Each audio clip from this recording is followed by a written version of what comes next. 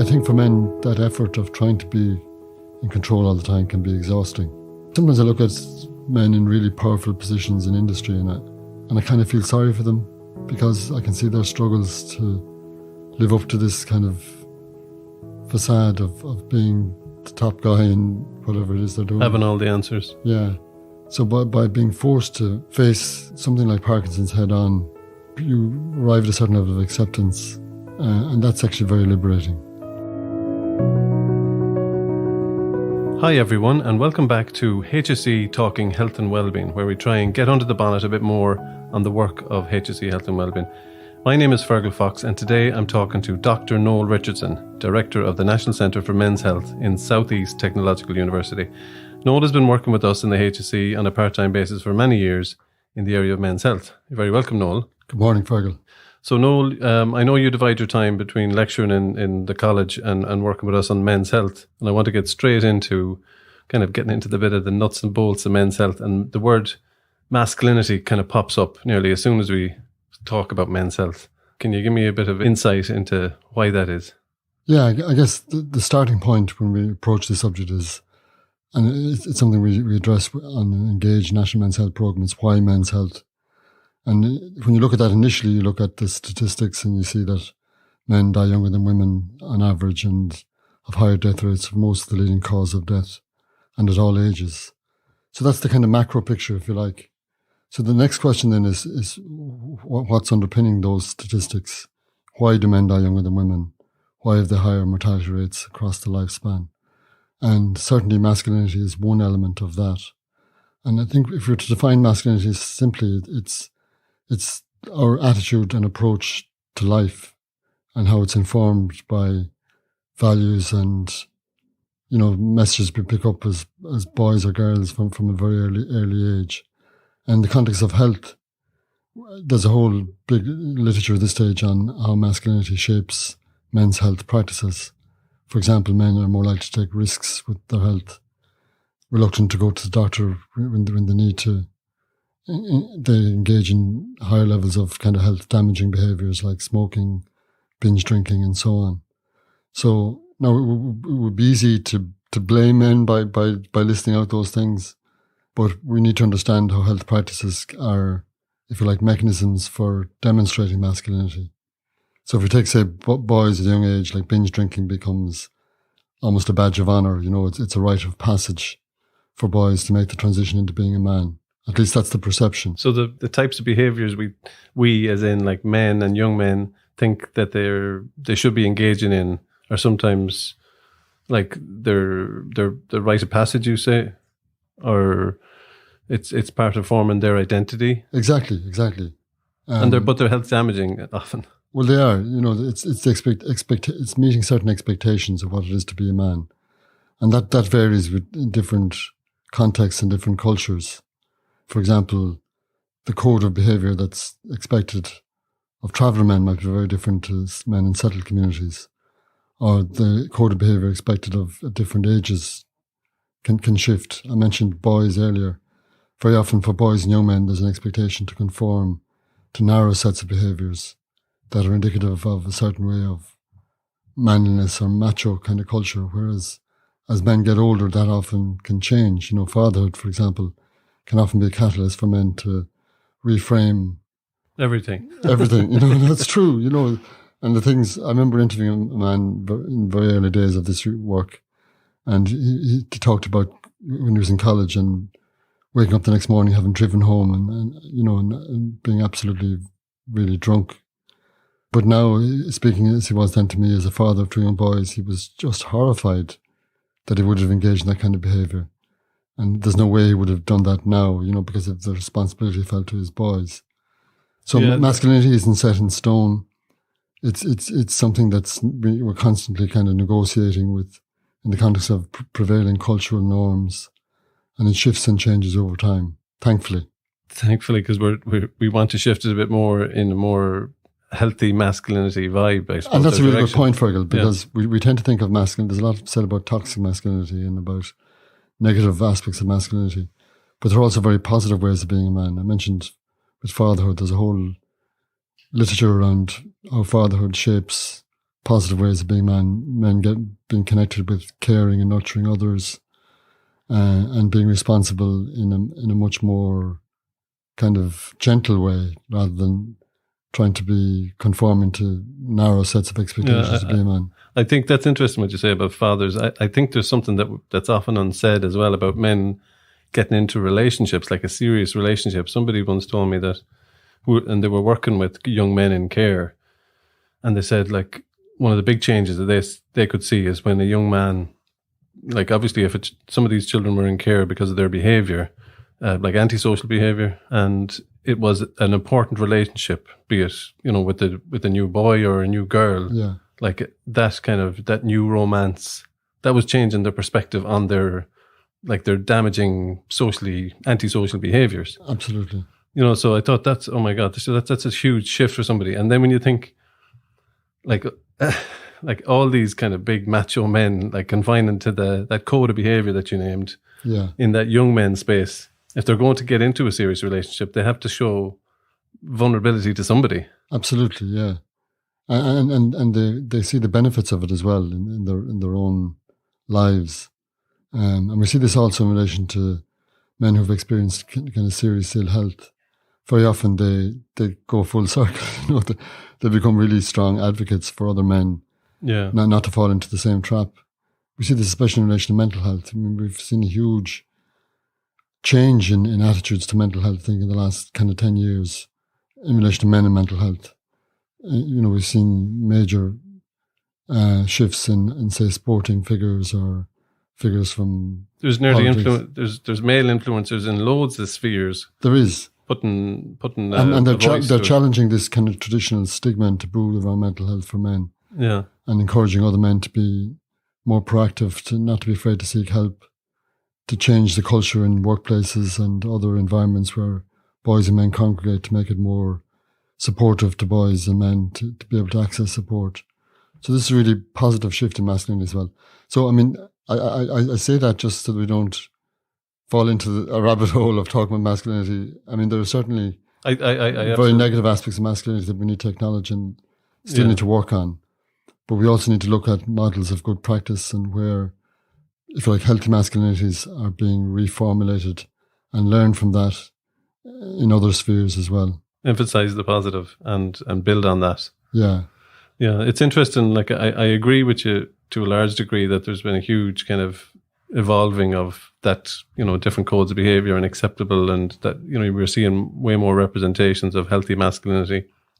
Sometimes I think that men they follow the lines of one code of behavior around their masculinity in one setting, and then they go into a different setting and they'll play by a different set of rules. Exactly. And they're like, they seem to be kind of still, their hands are bound depending on the settings that they're in, or their own kind of psychological hang-ups around. And that's a really good example, because it all comes down to certain different codes of behavior in different settings.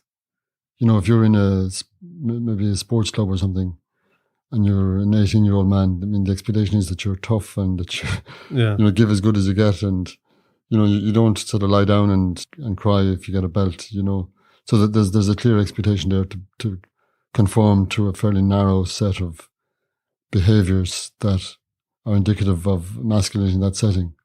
But take a different setting then, in a more social setting, that could be very different.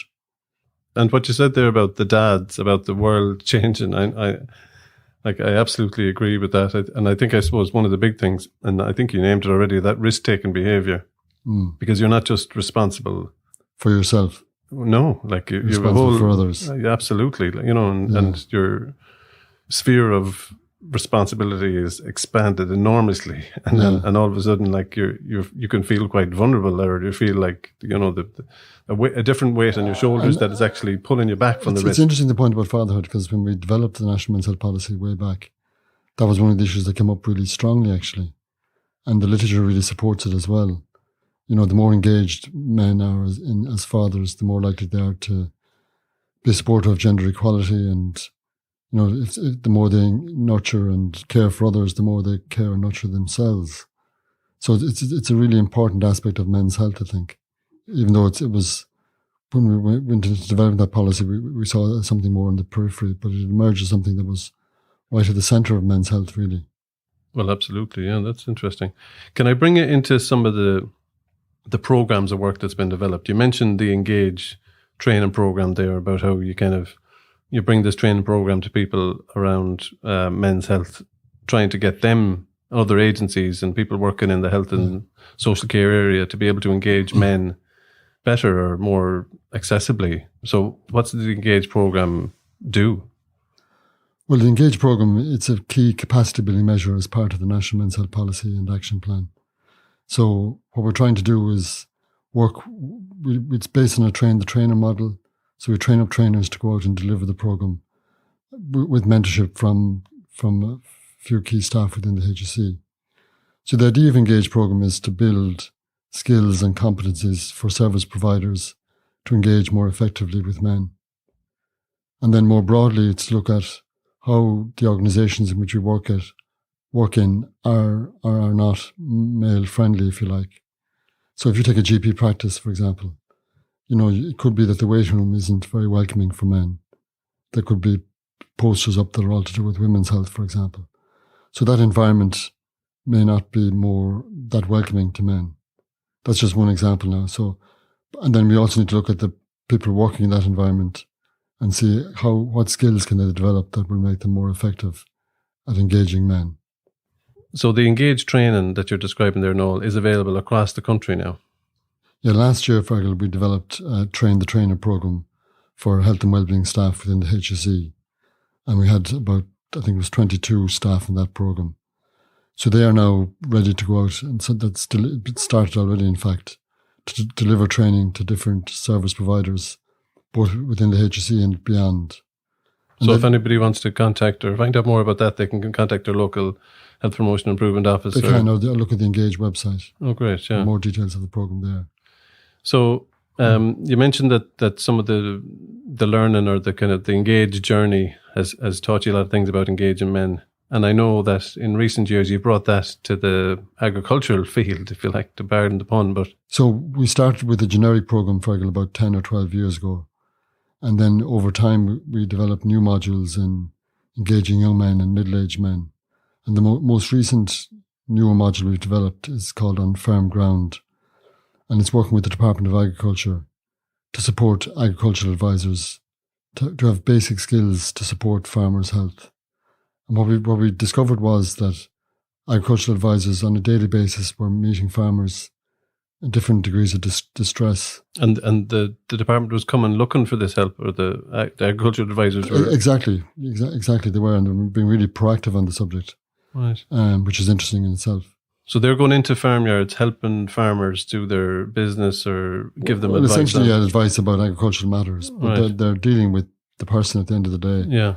And they have a very strong relationship generally with farmers built up over many years. There's quite a special or unique bond there, I think, between the ag advisor and the farmer. But they were noticing certain farmers in distress, but they didn't really know what to say or whether they should refer them to supports or services locally. So the idea of On Firm Ground is to bridge that gap and to give the ag advisors some basic tools and skills to know what to say to farmers in distress and to signpost them to available services and supports locally. So it's a really good example, I think, for other sectors potentially to follow suit in the future. That signposting role is so important because very often the services and supports are there, but it's getting men who are vulnerable to actually take that first step and to go and look for support. That's the real issue, a real challenge. I'm reminded of that phrase that Jigsaw around mental health used to use around, or they still use around one good adult, or they having that trusted person that you can talk to. And in this case, I can't think of anybody better than the ag advisor. Yeah, it's interesting. And ag advisors came to us and said, we're not health professionals, but they don't need to be health professionals. It's just to say, look, are you okay? It's normal to feel this way. Would you consider going to see your GP or... So trying to integrate a little brief intervention into their role and that's the role that they're arriving into the farmyards. There's no health service staff arriving into the farmyards. And we're really keen to point out that we're not trying to make health professionals out of them. Yeah.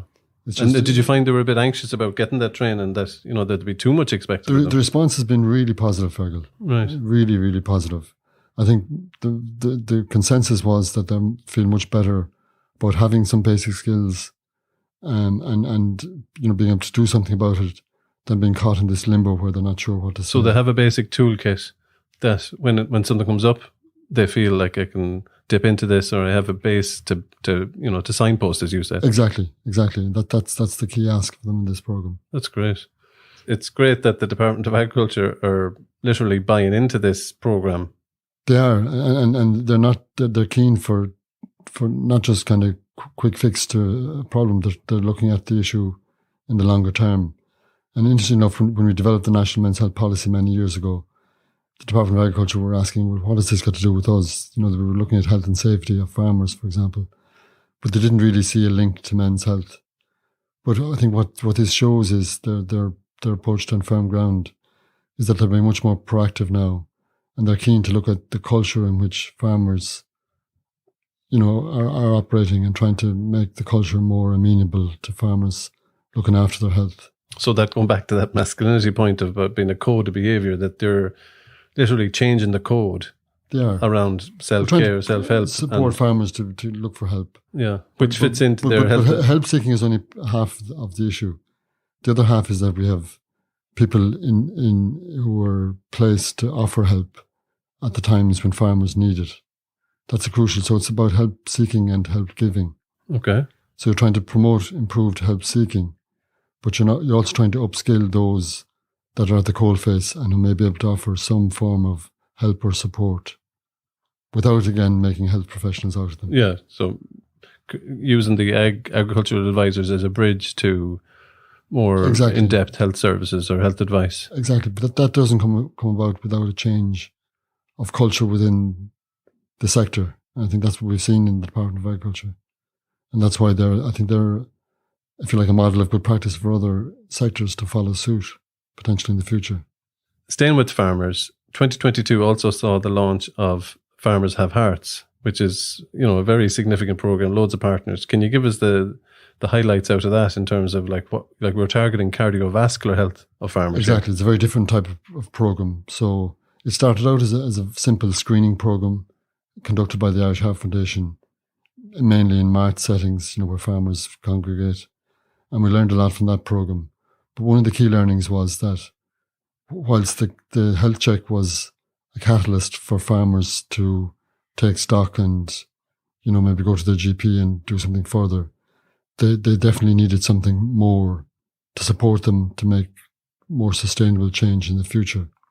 So what the Farmers of Hearts cardiovascular health program did was it provided a health screening at baseline and then offered a choice of interventions that farmers could link into.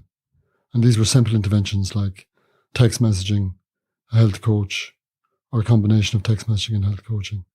And that went on for about 6 months after the baseline health check.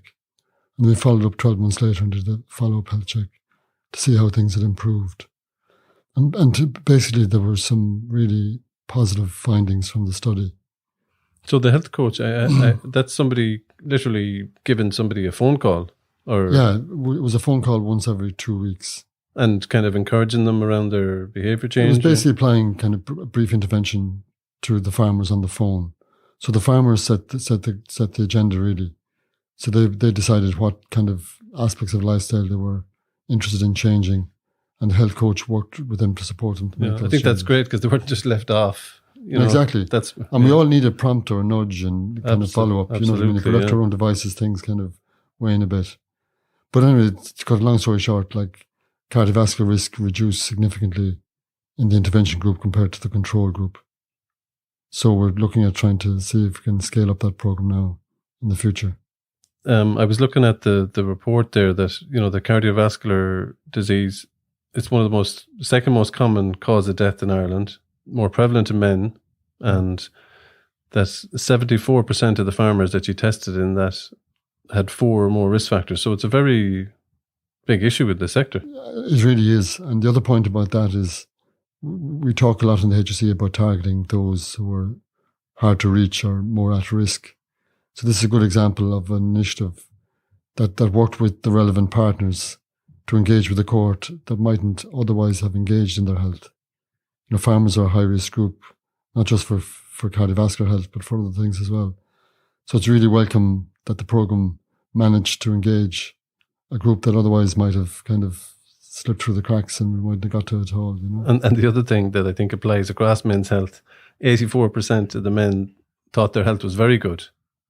So are we all in a bit of a state of denial about our... There's an element of that. I think there's an element of the glass being half full for a lot of men. Yeah. And it's not until they reach, a certain threshold of ill health that they start to take stock of their health. You know what I mean?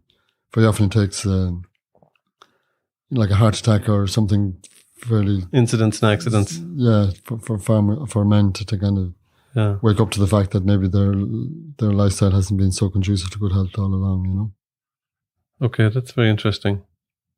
So Noel, 2022 also saw the completion of a review of the last HSE Healthy Ireland Men Action Plan. And what would you see as the kind of the big wins out of that, to kind of set us out for the future again? Yeah, well, I mean, it's really important that we take stock every 5 years and see what things have worked well and where the opportunities are to do things better.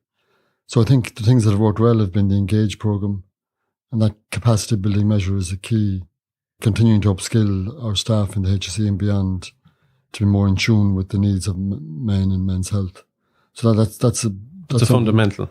And that's why the continued focus on engaging men, with the new health and wellbeing staff in the HSE is so important as well.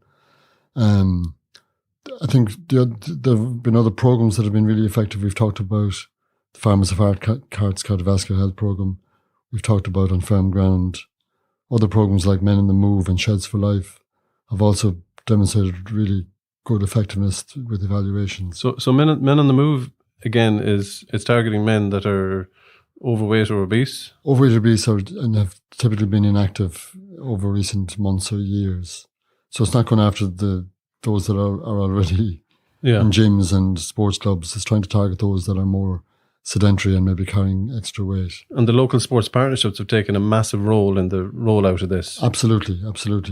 And it's a simple physical activity program combined with some health education sessions as well. And it's built around kind of the camaraderie of a group. There's very often a couched kind of 5K focus on it as well, where the men might agree to do an event at the end of the 10-week program. So it's focused, it's not competitive, it's focused on fun and enjoyment.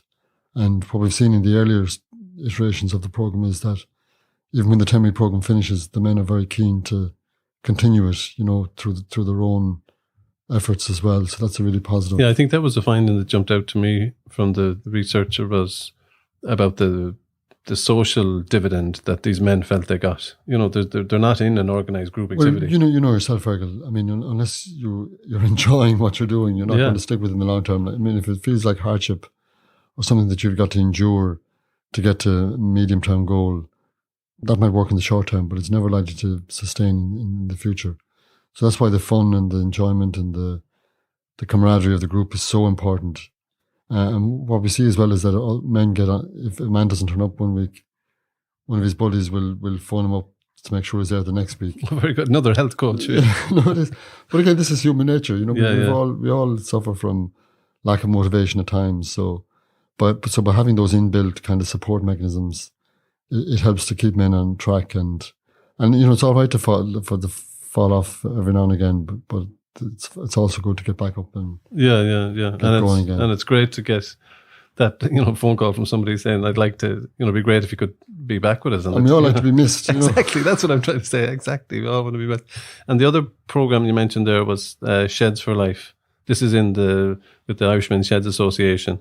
Yeah. When I started working with the Irish Men's Sheds Association, I thought that Men's Sheds is a health promoting environment. It seems to be like a natural, exactly healthy setting.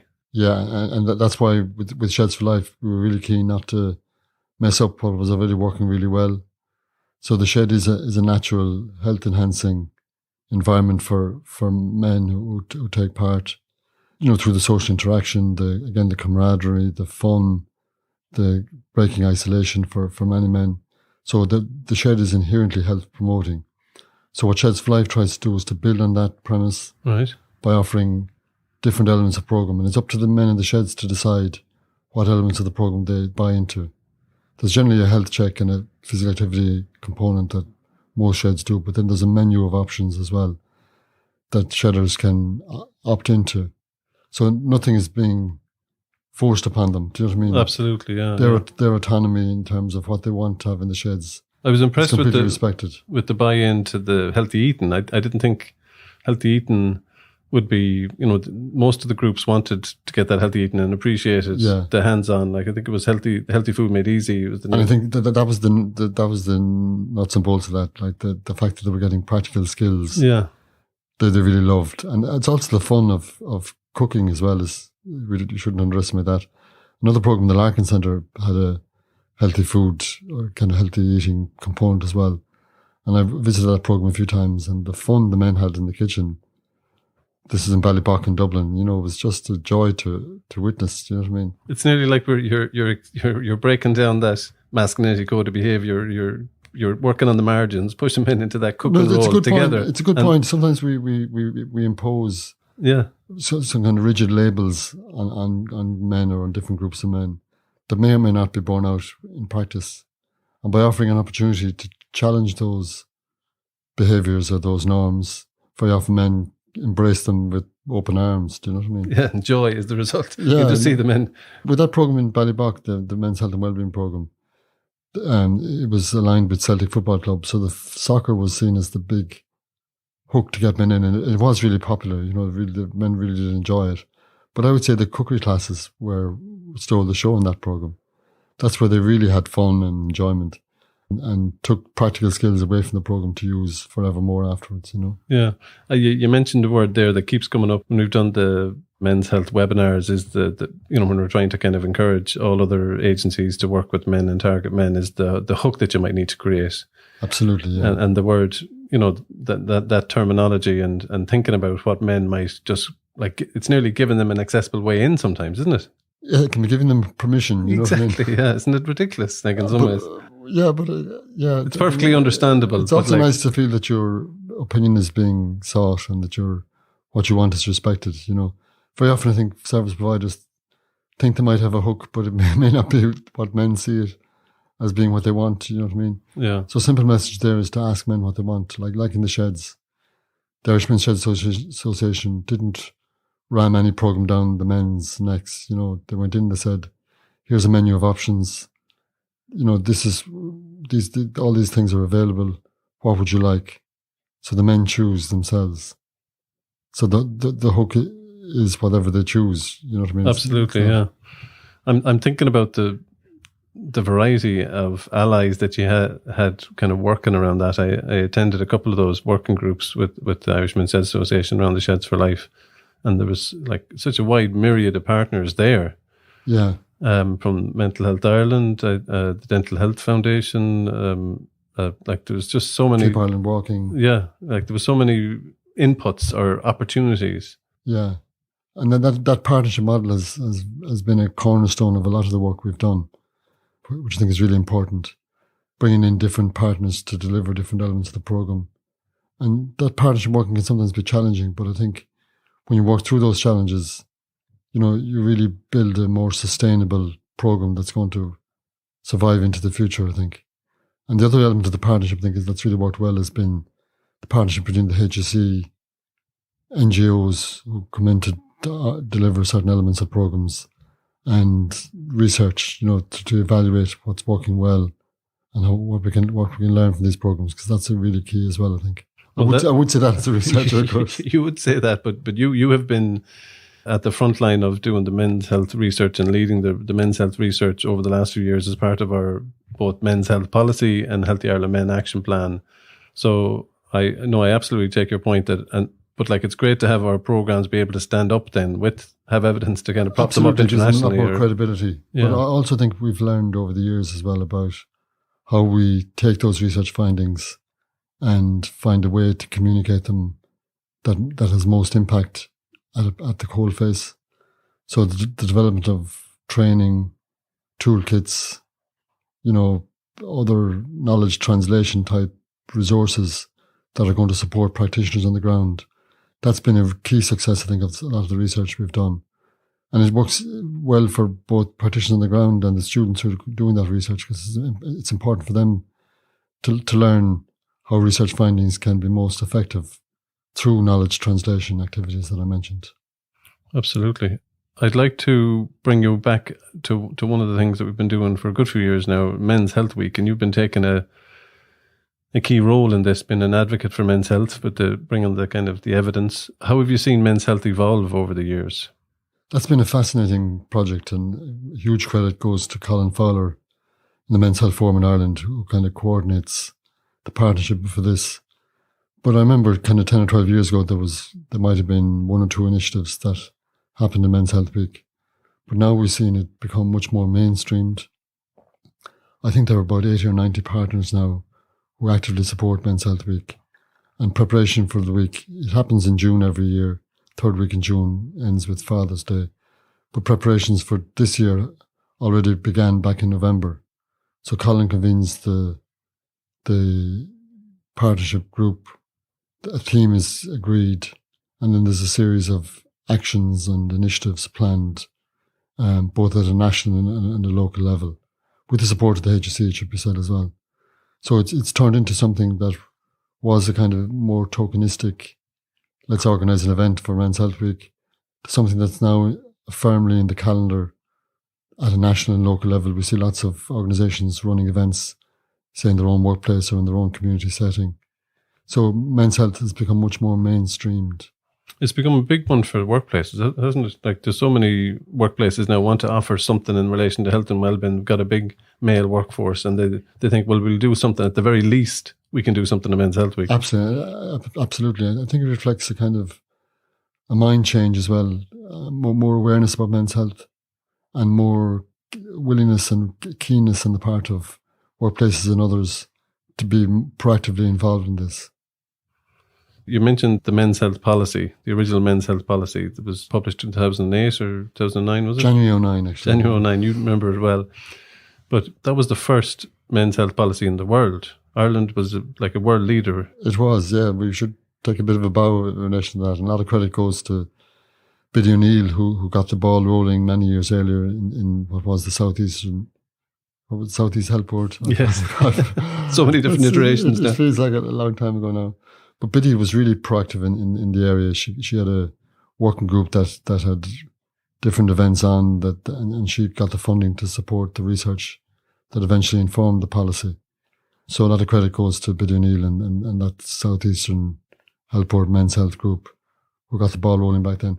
But I mean, Australia followed shortly afterwards. But I think it was kind of pioneering work, and I think it also stands the test of time very well because we mentioned gender transformative earlier. It wasn't that rights-based approach to men's health. It wasn't saying that women's health is X, so men's health should have Y. It was very much reflecting on how can we support men to be more proactive and responsible for their own health, and looking at dismantling kind of restrictive or more negative gender norms that prevented men from taking ownership of their own health. Yeah, and it pronounced that rereading it again recently, the term healthy masculinity jumped out to me as something that we really need to build on.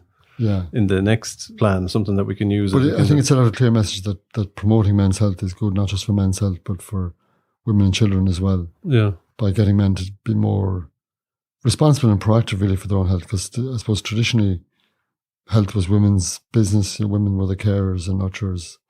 I'm going back now a long way, obviously. And things have changed, but I think we continue to need to encourage men to, from an early age, starting with boys, to be aware of those kind of restrictive or negative masculinities, and to see health as something that's really important for them to take ownership of from an early stage. So in the very recent years, women's health now has shot up the political agenda as a priority, and men's health is maybe not getting the airtime that it used to. But what do you think of highlighting the point that you just said, like all these, the interrelationships and the mutual dependence on men and women's health for each other? Yeah, and by promoting both, we're supporting gender equality more broadly, I think.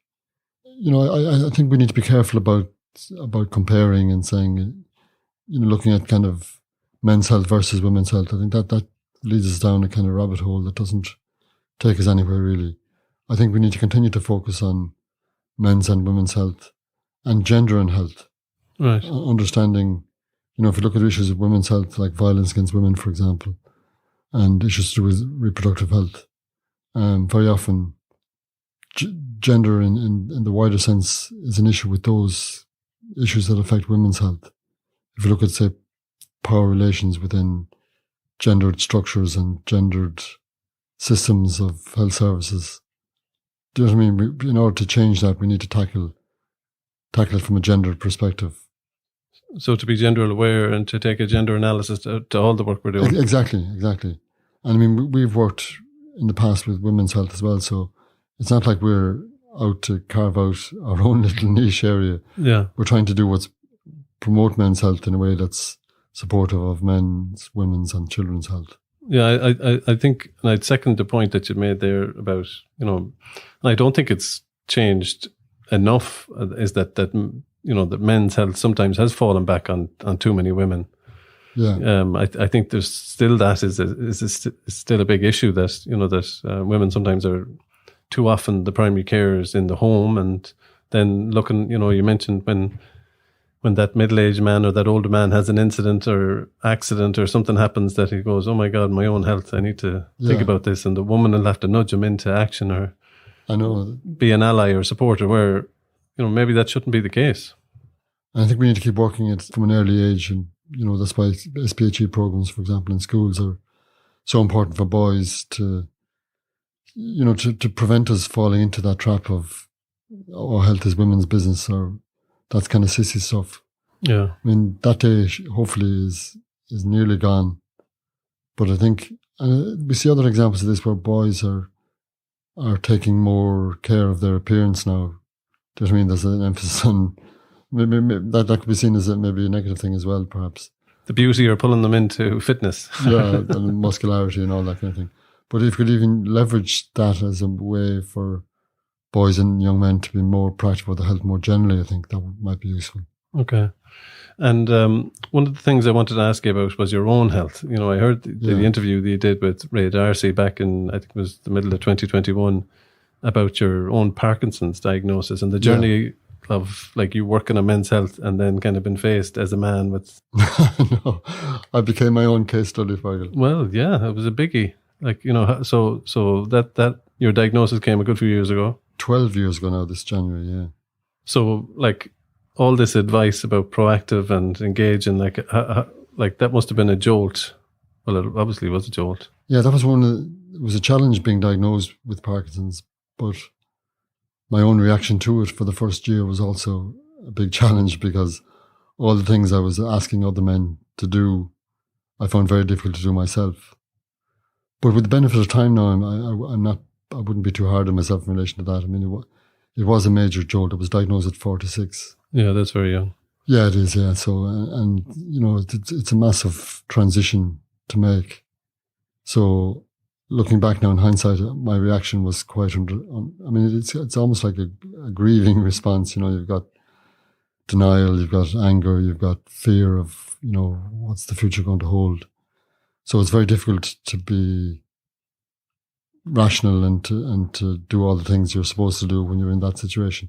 And in a way, that taught me a really important lesson, and we touched on it earlier, this notion about help seeking. And, I think it's a really important message for men to get the idea that they should ask for help if they're in distress. But it's so important that we make that as easy as possible for them to do by having people who are able to provide assistance, who are readily available and accessible. Because it's so easy to tell men, if you're feeling down or whatever, ask for help. But it's not until you're in that situation where you're really distressed that the challenge of doing that can sometimes be almost too much. Do you know Absolutely. what I mean? I think that's a very strong message in itself. Going, I've faced the fear, and I realise, this took me a year to get my head around, 2 years. I was blessed with support around me, with family and colleagues and friends. And I still struggled hugely. And it's not, there's still ongoing struggles as well, it should be said.